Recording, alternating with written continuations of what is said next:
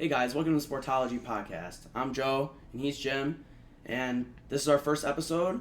We're very excited to bring this podcast to you guys, and we focus on the four major sports of football, baseball, basketball, and ice hockey. And Jim, are you excited?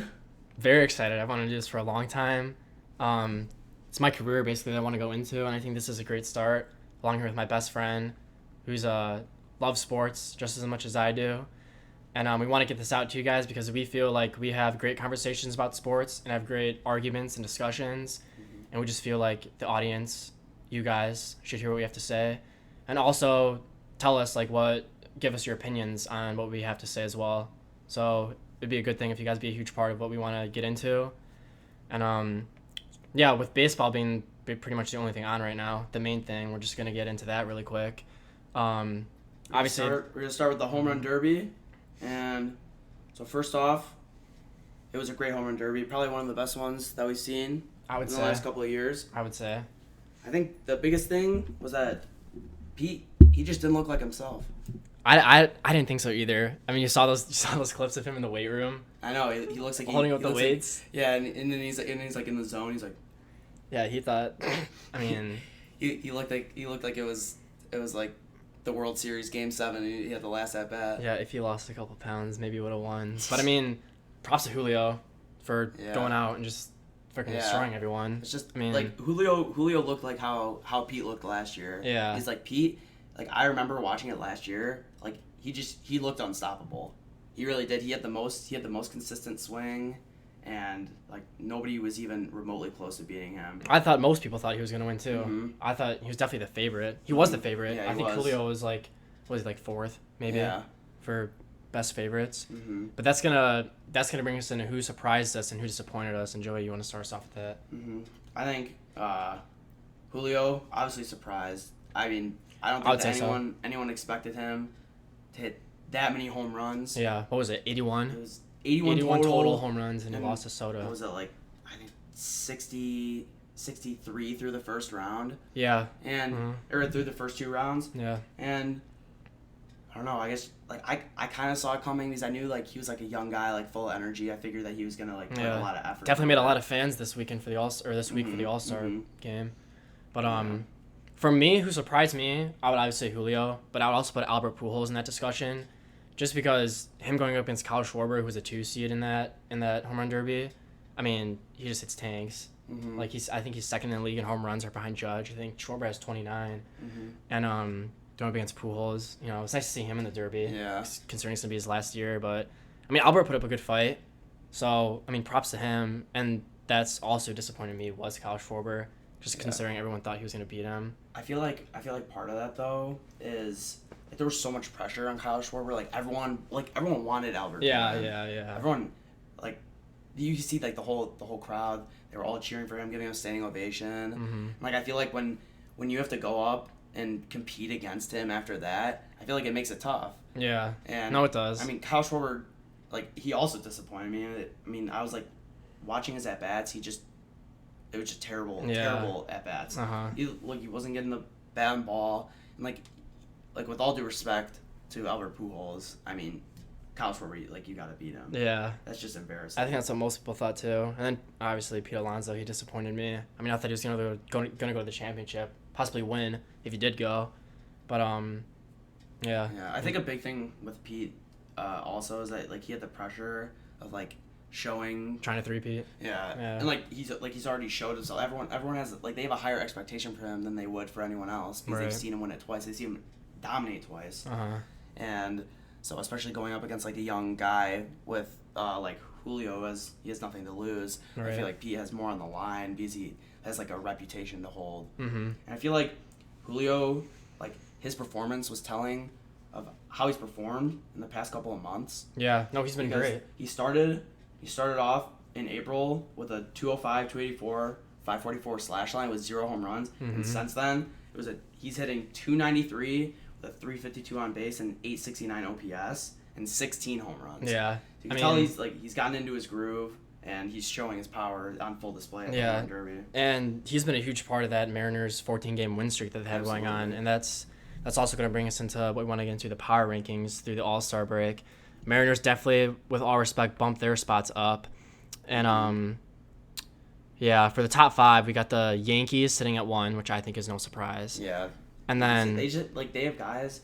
Yankees have guys like they just pull off their bench and they're better than starters on other teams. Yeah. Mm-hmm. Like they have Josh Johnson who sits on the bench all the time. Mm-hmm. Like Matt Carpenter, he just started playing again for them. He's hitting 344, 344, slugging 1,200. It's just ridiculous how they just always have guys that they can go to. Mm-hmm. And I think it's also the chemistry that they build too. Like you see it if you're watching a Yankees game or just going through highlights. Like you see it, everybody's in a good mood. Everyone's smiling in the dugout, and you got veterans on the team like you said, Matt Carpenter, Josh Donaldson, Anthony Rizzo, who have that playoff experience, World Series experience that they could bring to the Yankees, which could lead them to the promised land. I mean, I think they're they're probably favorites, if not top 3 for sure. But I definitely see them going far in the playoffs. It's also, seeing their chemistry. It's more fun when you're winning because when you're losing, it's not going to be fun. Right. You just got to sit there and watch your team struggle. I mean, their pitching has been dominant. Nestor Cortez took a huge step. It's the same thing with their pitching. Their rotation, their 4th guy in their rotation, for example, he's better than the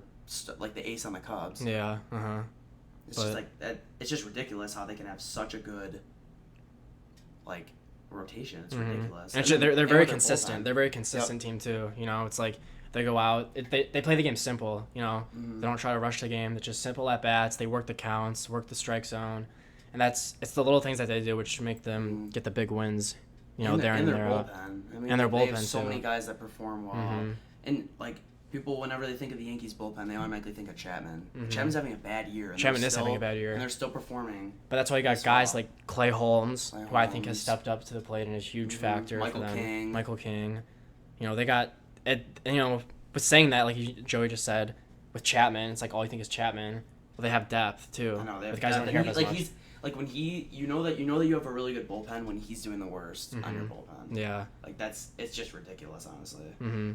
And then the Astros after the Yankees. Yeah. The Astros are also really good. I feel like people don't realize how good the Astros are. It's always just Yankees. Mm-hmm. They literally have some very similar records. The Astros were also their team that surprised me, if I'm gonna be honest with you, with the loss of Carlos Correa. I mean, we didn't know how good Jeremy Pena was gonna be. Also, Correa hasn't been doing that well this season. No, he hasn't for Minnesota. But I mean, he was good with Houston. We all know that. But nobody knew how good Jeremy Pena was gonna be. If he was gonna completely take over that spot at shortstop. And I think he's put up a good season so far. No, yeah, definitely. Respectively. But Astros, they're doing obviously very well right now. Sitting at a 59-32 record atop of the AL West, 9-game lead above Seattle. They would be by winning by more games if Seattle wasn't on a 14 winning streak. Oh right, yeah. Which is why I honestly think that the Astros they just have the division in the bag. Yeah, I think so too. You can't consistently win like that how the Mariners are. I mean, 14-game win streak is ridiculous. Yeah. And I don't think they can keep it up like that. Seattle? And I think I think if the All-Star break slowed them down, I think it's going to slow them down because when you're doing that well, you have so much momentum and then it just gets stopped like that. Right. It just I just don't think that they can hold on to that. And I mean, without question, they are the hottest team going into the break, but like Joey said, we're just going to see how they come out of it. And speaking of the Astros and Mariners, they got a huge series coming up too this weekend. So that's obviously we're gonna see. I feel like we're gonna see Seattle's true colors pop out in that series, exactly. because they're going up against a legitimate team like Houston instead of going up against teams like Texas, who they swept. They played the Nationals. I mean, obviously those aren't really it's not good teams, but I mean, if they want to make a push for this, in the playoff race, which they are doing right now, they're gonna have to step it up against Houston. Yeah. Even more than they have been. Obviously, also, 14 games is crazy. Go ahead. Yeah.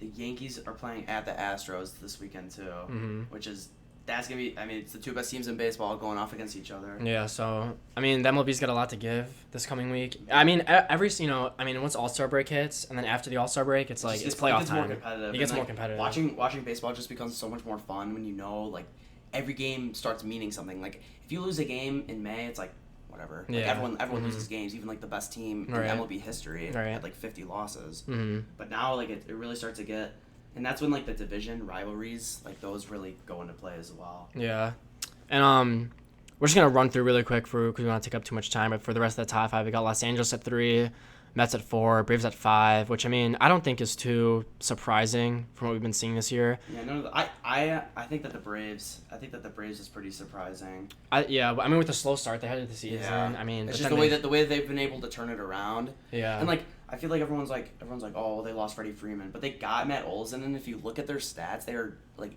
very, very similar. Yeah.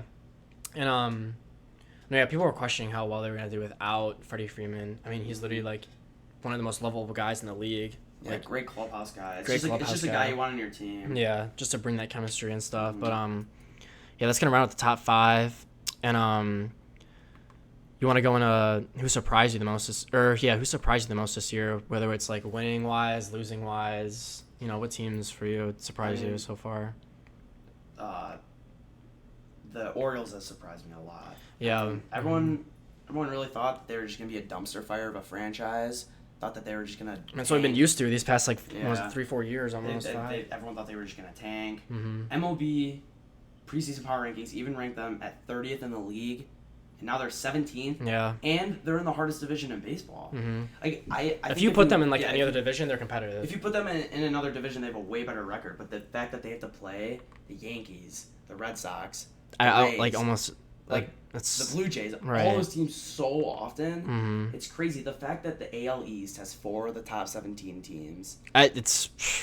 Or 5 of the top 17 teams. I mean, it's crazy, but it's not surprising, just because of how talented each roster is. Mm-hmm.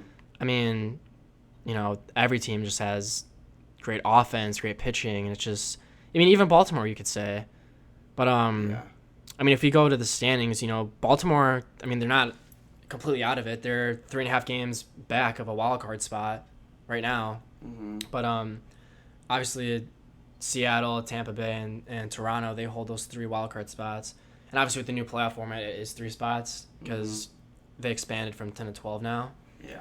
So but yeah, Baltimore surprised me. And for a positive note, on a negative note, I gotta say, I'm gonna name 3 teams here. I'm just gonna name the Red Sox, the White Sox, and the Blue Jays. I feel like expectations for them really got to them, just considering, Blue Jays obviously had a good season last year, even though they missed the playoffs. But Boston making it to the ALCS and the White Sox making the playoffs. Obviously all their lineups on paper, you think, they're easily playoff teams, which I think, Toronto obviously could still be there. They're in that last playoff spot for the AL. Boston's just only 2 games out of it, but you'd expect them to be around 55 wins possibly by now. Obviously, Blue Jays just fired Charlie Montoya recently, but we'll see how that shakes things up for them. I actually disagree about the Red Sox. Mm-hmm. The Red Sox are 7th in the power rankings, and they're starting to play very well. Mm-hmm. They're also, then again, they're in the toughest division in baseball. Yeah. If you look at the wild card spots, 3 of the top 4 are in the wild card, and 4 of the top 6. So, it's just the same thing that we were talking about with the Orioles. They have to play such tough competition. I don't know. I wouldn't say that either the Blue Jays or the Red Sox are underperforming with how hard it is in their division. Mm-hmm. However, the White Sox absolutely are. Yeah, White Sox for sure. They were 4th in preseason power rankings. 4th in preseason power rankings.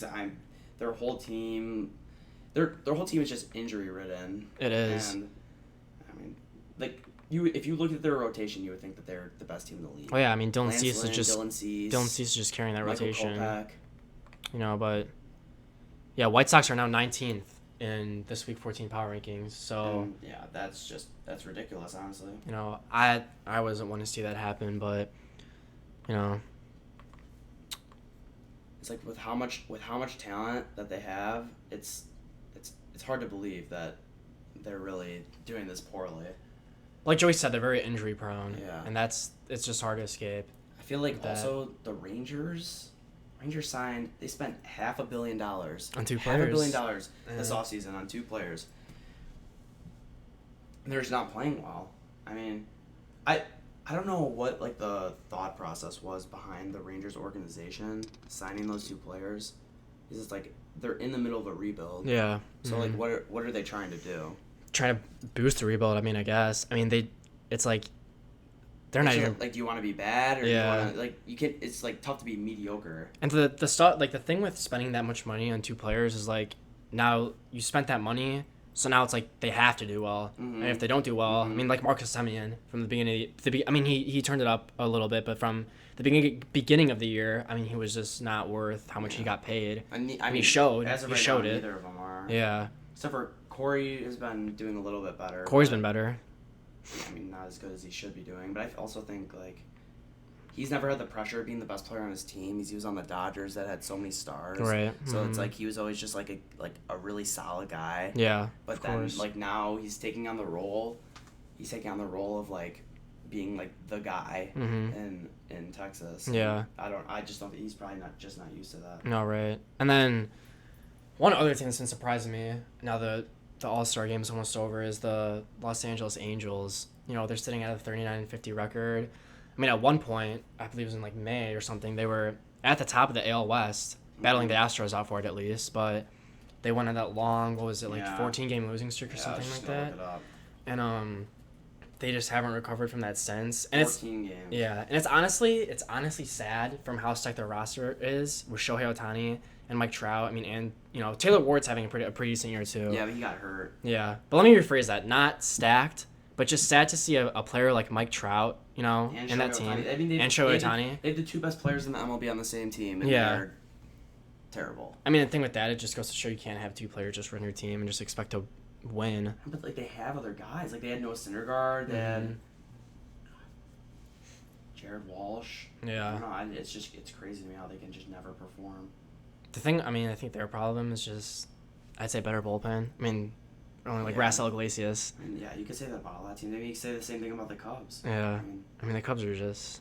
Cubs are terrible. Yeah. Just all around, they're terrible. You know, and with the deadline coming up, I think you could say Contreras is gone. You could say Happ could be gone. You know. Yeah.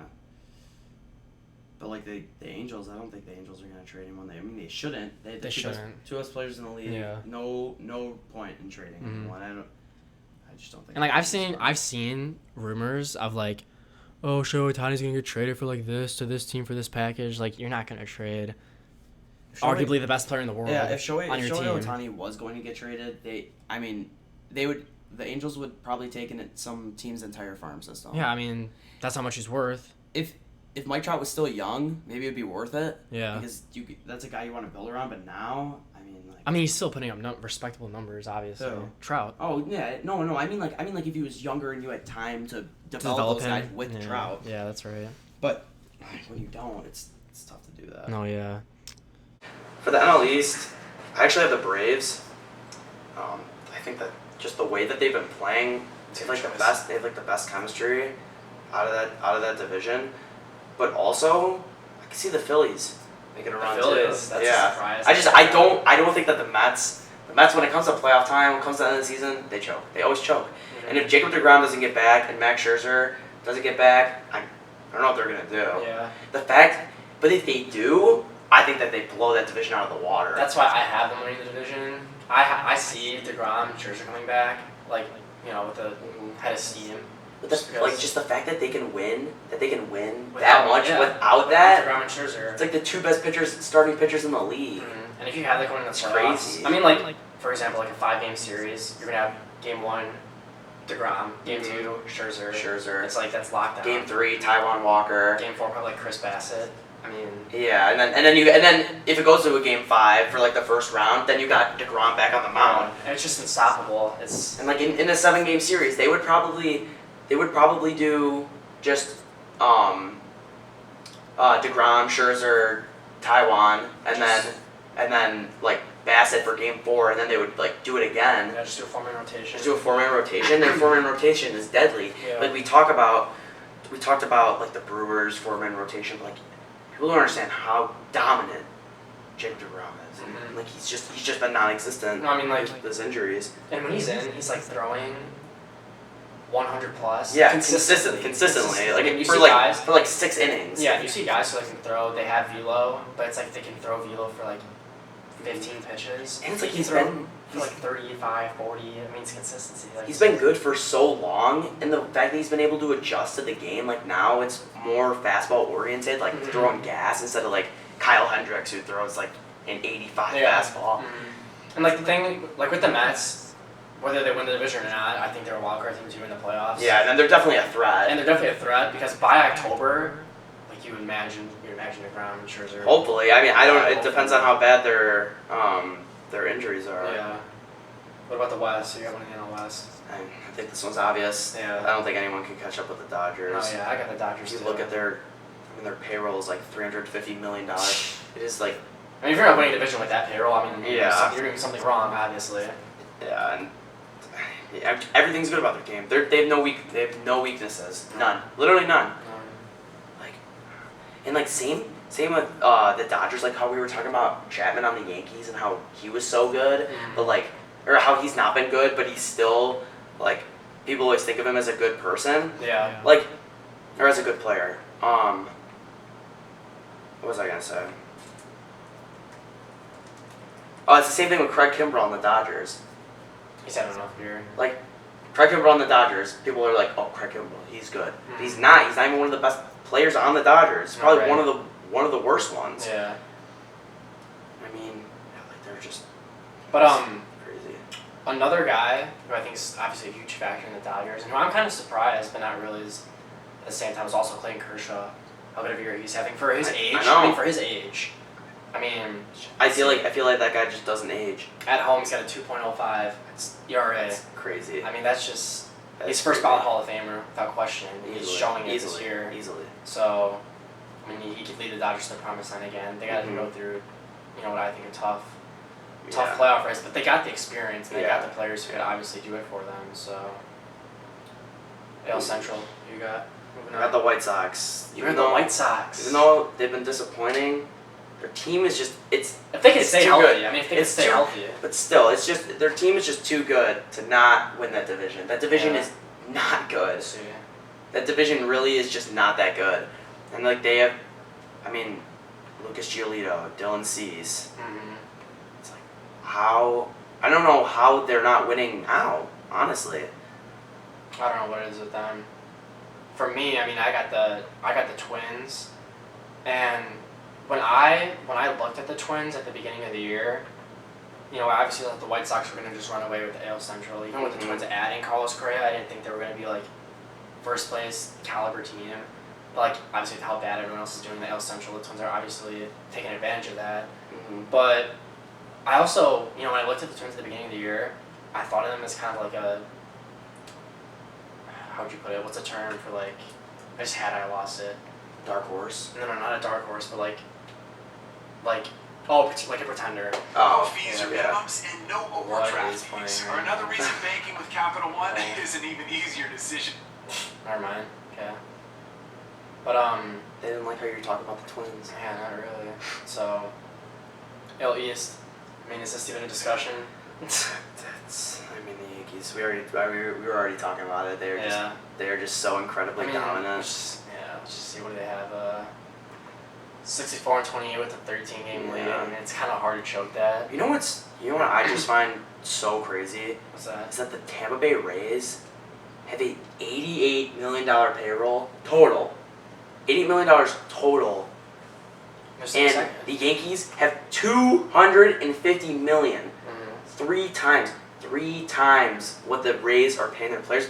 That is just mind-boggling to me. How the Rays can just be contenders every year. They're like known. They've been known for that. It's just weird. It's like, how do they do it? Since they started being like contending in like, was it 2019, 2018? Like, they're. I just find it so bizarre. And they don't, with them as they are right now, they don't have guys in their lineup right now, such as Wander Franco. He's hurt. Shane Baz. It's their pitching. Yeah. Shane McClanahan's been on his Shane McClanahan is like the best pitcher in baseball. When you get guys back in their lineup, like obviously Wander in the lineup. I think Isaac Paradas too. I think he's out too. When you get guys like that back in your middle infield and the lineup, I mean, it adds depth and it adds obviously star power. It's just crazy how they're always contending. I mean, the AL East is the most competitive division. Yeah, I think it's gonna stay like that for a while too. Yeah, it's and like the Blue Jays. The Blue Jays have such a stacked roster. Yeah, and they got pitching too. They got Kevin Gausman, who I thought was going to win Cy Young last year. I know. Alec Manoah's having a really. If you put any of those teams in another division, they're probably gonna win, except for like they are. If you put any of those teams in the AL Central, they're winning the the division. Yeah, let's say if you put the Rays and the Blue Jays right now in the AL They would be Central, they'd winning. be in first place. If you put Baltimore, they'd be in second. And if you put, No, if you they'd put, be I mean, tied if you for put Boston, third. my bad. If you put Boston, they'd be Boston second. would If be you put Baltimore, they'd be tied with the White Sox for third. And they'd be like, It's crazy. yeah, they'd be a game back at the Indians right now. For Yeah, but I'm some saying like reason. if you switch their like entire schedules too, because Oh, they have to yeah. play each other. Yeah, well, and yeah. so then it's tough. Oh yeah. I mean, it's gonna stay like that with Yeah. the A's. Yeah. And finally, the AL West.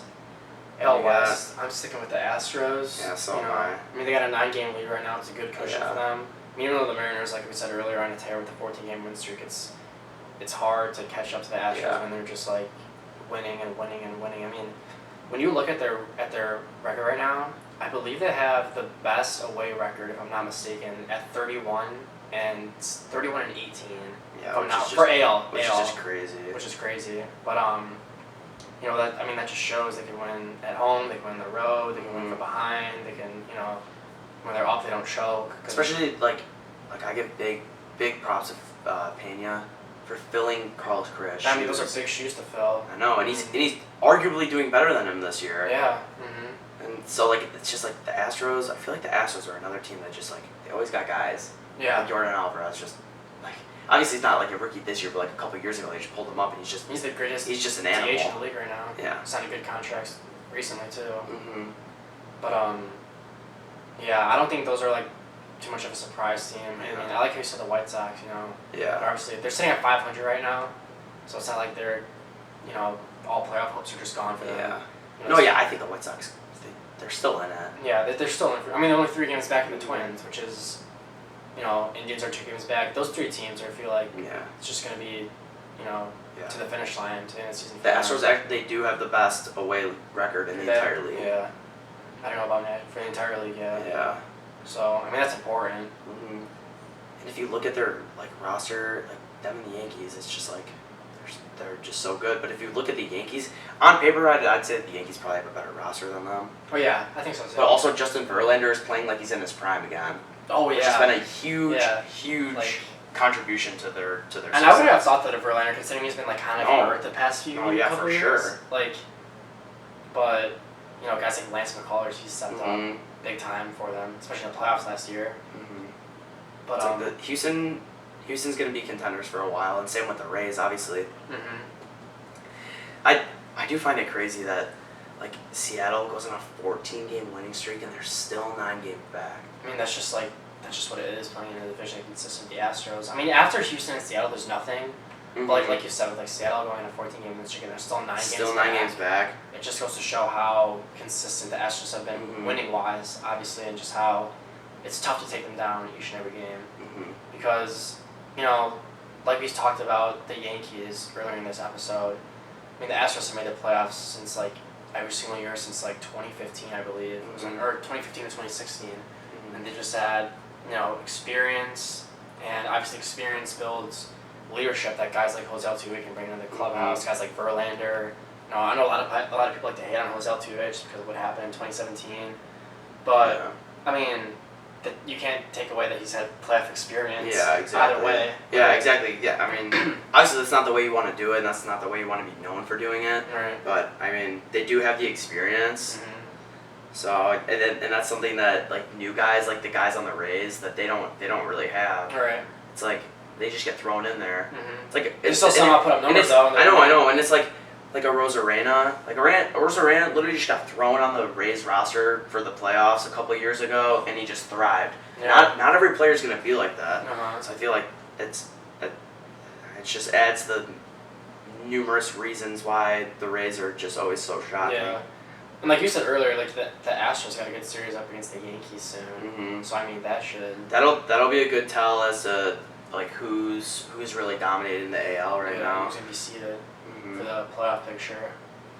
And then early prediction: who's gonna be the 2022 World Series champion? It's a tough one. It's a really tough one. My heart wants to say Yankees, but like my gut wants to say Dodgers. Honestly, I think the Astros could win. I can see that. Or the Mets. If the Mets get healthy, the Mets are one. If the Mets get healthy, I mean. If the Mets get healthy. It's like hard. we were talking about before, Yeah. like how lethal their rotation is. You know, I'm gonna lock in Astros. All right, I think it's gonna wrap up today's episode. Thank you guys so much for tuning in, and we'll see you guys in the next episode. See you guys. Thank you.